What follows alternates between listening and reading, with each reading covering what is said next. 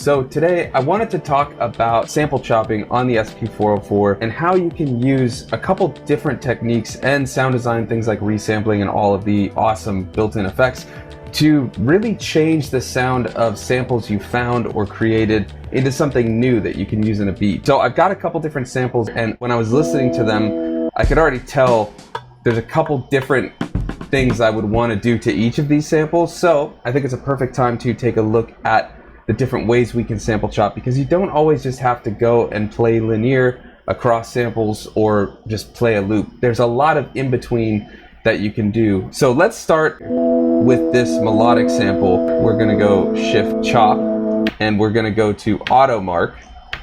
Now we could do our own slice points, but I think it's best if we just see what we get. So we're gonna move some of these slice points around a little bit. So here how we're getting some clicks. We can fix that in a second when we do attack and release. But you can also try and see if there's any slice point you can find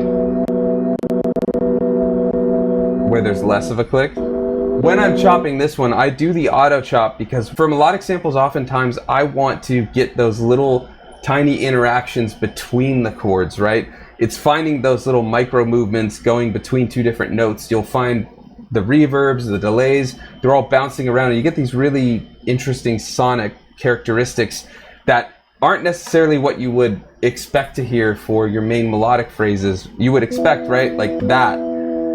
But you can find these little interactions. Find those little movements in between where you're switching between chords or where the sample is switching between chords, and see what you can make of it. And you can always move the auto chop around. That's a really helpful thing, and on any sampler you should be able to do that, or most. They don't have to be evenly distributed, right? That's typically how it starts when you do an auto chop, but then you can move it around and find those things. Okay, I think we've got our sound, so we're gonna go to assign to pad, and then I'm gonna put them over on bank H. And we'll just hit enter. And now, hear those clicks? So we can fix that really quick. If we press shift pitch speed, which gets us into our envelope, if we hold remain, you can change everything on that bank. Now, since we've only put these samples that we're using today on that bank, that gives us the flexibility to do this. And now, all those clicks and pops.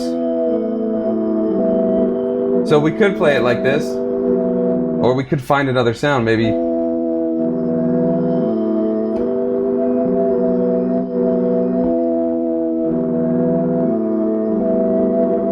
I kind of like that actually. But let's actually record in a pattern with this.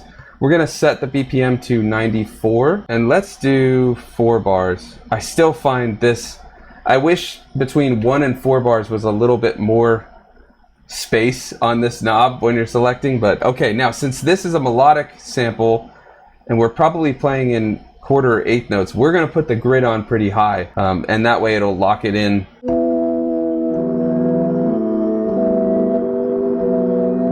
Okay, so there's some left-right panning from that sample going between 14 and 15. I think we're going to keep it though right now because I kind of like that warbly sound it's giving it. But one thing that might alter how it sounds in the end anyways is we're most likely going to put Kodama on. So let's just hear what that sounds like on bus 1, which will add a bit of stereo delay to the sound, so it might kind of offset it. So let's hear what that's going to do. Yeah, it's kind of bouncing around a little bit more. So you can always try to work around the limitations you're given in a sample, right? There's this panning. We could also go into every single one, and if we get out of mark, we can hold shift, and in pan you can actually go to the right or left and actually change it to the mono channel that is on the right or left of a stereo track. So there's also that solution if we wanted to do that. But like I said, I want that kind of Boards of Canada wobbling pan to the sound just to change it up a little bit. I typically do mono when I'm in the SP for everything. It's just like straight in the center. So we're shaking it up a little and seeing what we get. Okay, now that's the one thing when it comes to melodic sample chopping. You can do one shots, you can get into, we could even go into a chromatic mode, right? But then you're limited to whatever chord that sample is. That's the chord that every pitch is going to be. So you're going to be stuck with that. But that's another option too. But what, like I said, what I like to do is find those little micro movements between the chords of your sample and use those. So auto chop's a great way to get started on that. Now next what we're going to do is go over to our main drum, which will shut off Kodama. Now this one, I'm going to do auto chop, and I think we'll do it on the auto, not transient. But what we're actually going to end up doing is getting a little more granular and finding one shots to create. But I like to use the auto chop to just get started with that. So we'll go here and we'll go auto mark. Let's do a division of 8 just to see what we get. This is 2 bars, so that should give us something decent. We could add more marks, or we can go here and I always use the wrong one. So we'll just tidy these up a little bit, find the sounds we want. So we have a straight kick and a hi-hat right there. That's a snare and a couple additional sounds. Perfect. Okay, so again, this is messy, right? There's a lot of other sounds going on and things like that. That's fine, because what I'm just gonna be looking for is sounds I can isolate later. So now we've got the auto chop, now we can get in. We know we've got a kick right there. So let's go. One thing with that kick especially, there is a ton of decay or tail to that kick. And oftentimes if you're gonna start adding bass and things like that, you don't want a lot of decay. So listen to it with it open. All that's the tail of it. So we're gonna just find where there's a little less. And then yes, I hear the click. So what we're gonna do after that is go in, add some release.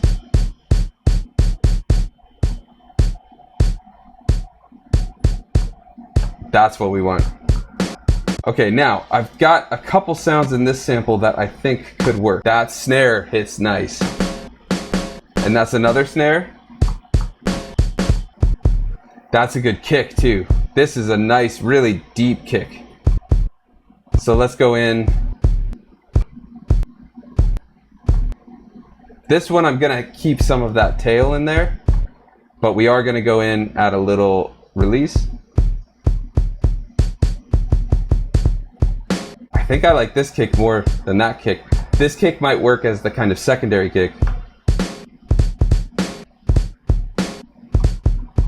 We're getting carried away. I gotta fix the start here though. There's a bit of dead time. Yeah, see that you always want to check if there's silence at the start though. If you're doing auto chop or something like that, it's not looking at silence or things, it's just chopping by mark. That should work. So I'll tell you what we'll do. Rather than resampling that, let's just drop the volume a little bit. All right, let's go into the record. Usually I do the drums as a whole thing, but I actually think we'll do another method for sequencing drums, and that's record each part just layering on top of each other. So we'll start with the snare. So I'm gonna set that grid to 4 at 100. Actually, not quite 100. Let's give it some wiggle room so that the snares can be a little off. Okay, so now let's go into rehearsal. I'm gonna change the quantize now to 16, and we're gonna do very little. And then let's get our kick in.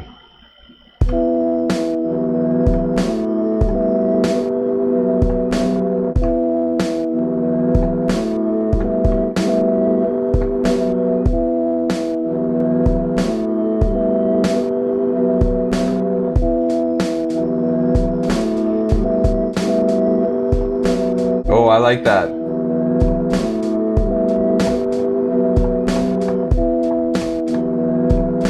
We've got a really nice little groove going on with that. Now we can try and record in some 16th note kicks. I always find adding a lower velocity or lower volume kick on the 16th notes around the snares and things like that, or before the kick on the 1, really gives it that boom bap and just kind of boom bap vibe, but that movement and that groove. So we're gonna do that one next. So let's go here. I'm gonna shut off the quantize, or at least very little.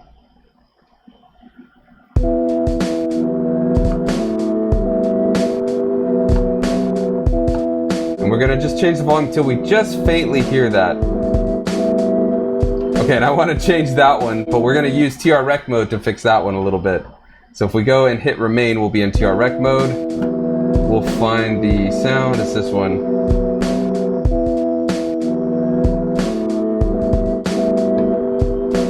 And let's put in one here. Very faint velocity.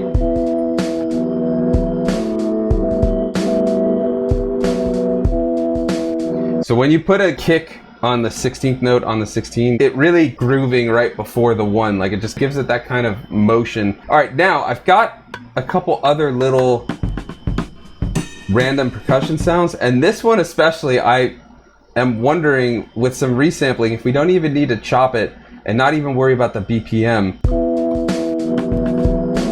It's not the right BPM, it's 71, but let's see. That could work. So I'm gonna do one thing. There's a lot of low end. I really just want that mid-range and almost make all those toms, whatever they are, kind of like background bongos or something. So we're going to do some destructive resampling.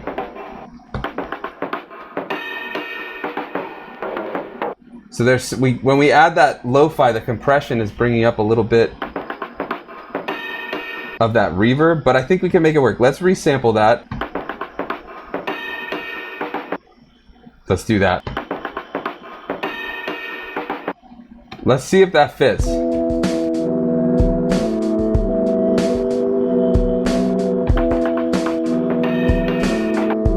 It might work. Let's drop the volume.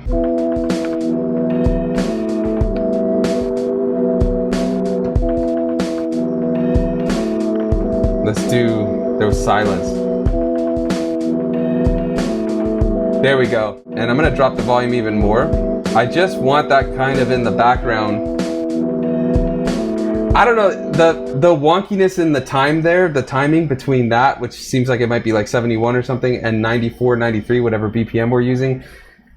I don't know, it seems to work. And we were able to get the cymbal hits to hit right where I want them on those sounds around the snare and stuff. So all the other little ghost sounds just work around it. And sometimes it's good to not worry about BPM, right? Just get it to where it fits, not thinking about the BPM, because you can have polyrhythms, you can have things with groove, shuffle, all that sort of stuff that just naturally happen from those off-time sounds and stuff. Now we have one more little clicky sound. Yeah, I think that could work.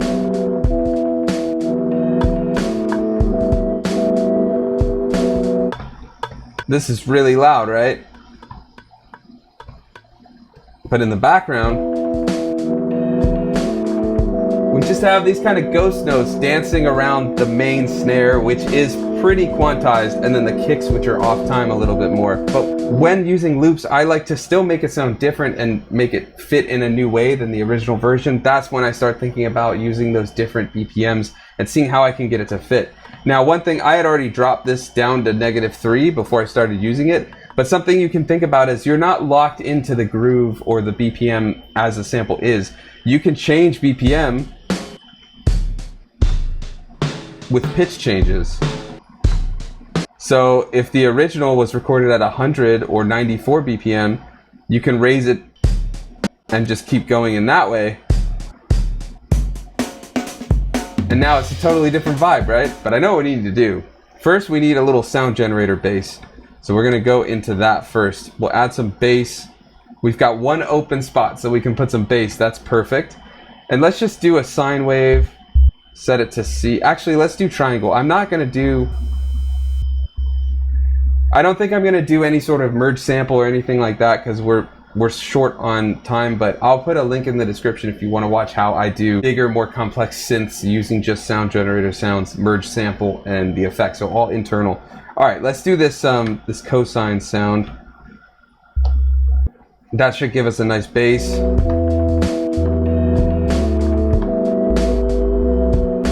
That one note might be wrong. That's one thing when you start using the more sub-heavy and sine wave type bass lines. If you're using headphones and things like that, you don't get the best representation of the low end. And so sometimes the lower you go in octave on bass and stuff with those settings, it starts to kind of blend in a little. But we're just going to record that bass as it is, and then we can always change it later. But that is something when you use either a synth, something like, you know, a synth that you've got, I'm using the wrong camera, this one, or when you're doing sound generator where you merge samples together, use something like a sawtooth or a square wave in addition to the sine or cosine, because the sine and cosine is going to have a lot more of that lower frequency oomph that you want from a bass, but then you want some of that high end so that you can kind of hear what's going on and stuff. But we'll do it like that. What I will do though is add our bus 3 and 4 special sauce, cassette sim and 303, which might give, with the drive from cassette sim and the compression from 303, might give us a little bit of a better understanding of the high end. And then we'll add something on bus 1. Let's see what we got though. Yeah, it's 11. And we gotta lower that bass, man. That is loud. And it's not quite sidechain, but one thing I am gonna do is add a little attack at the start of every hit on this bass, which will just leave room when the kick and the sub bass hit at the same time. It'll let the sub kind of bounce under the kick just a little bit. Just a little bit. It's not sidechain, but it is close if the bass is following the kick pretty similarly.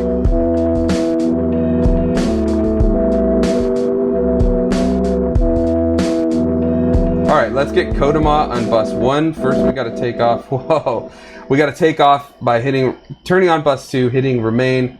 We're gonna take off all of the drums from bus 1 so that only the melodic sounds are going to be on bus 1. I even took the bass off because I don't want Kodama on the bass. Oh yeah, listen how that Kodama just kind of spreads the samples around a little bit.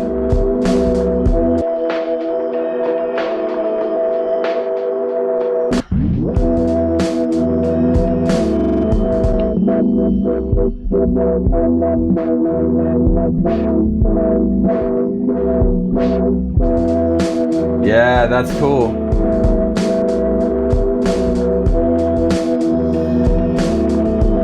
I think with that we're done. I think what I will do is sequence this a bit and then add some guitar on top, maybe like a guitar solo or something. If you want to check out how I sequence the beats, check out this video next. Thanks for watching, and I'll see you next time.